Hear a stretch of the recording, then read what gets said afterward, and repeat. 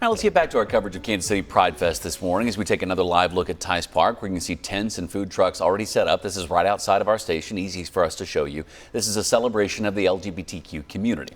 So what is life really like in Kansas City for members of that community? That is the idea behind a survey produced by the Urban Education Research Center at UMKC. They tell me that a survey like this is long overdue for Kansas City, and now they really want to hear what you think.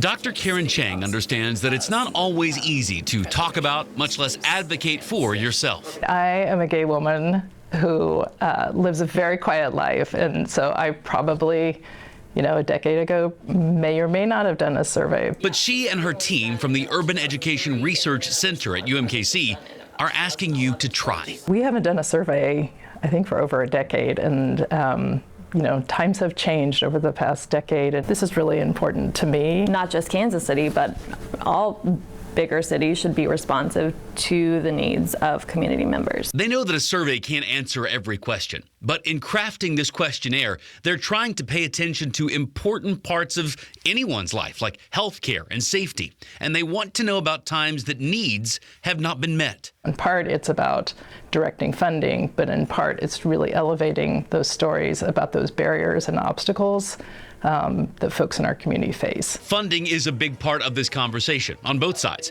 The team got a roughly $50,000 grant from Kansas City to put the survey in place, but there are multiple nonprofits waiting on results from the survey to see where to spend their money. What does the community need from us, and how do we meet that need? Jennifer Wilson leads one of those groups, the Modern Family Alliance. They're focused on connecting queer parents with other families and with resources they may need, resources that could make life just a little bit easier.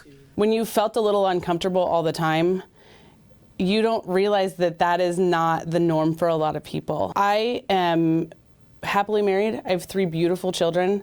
I love my job. I still wonder on a very regular basis how somebody is going to treat me when I walk into a space that I don't know. She tells me that her team is already planning for 2025 and what adjustments they might have to make after this survey is done.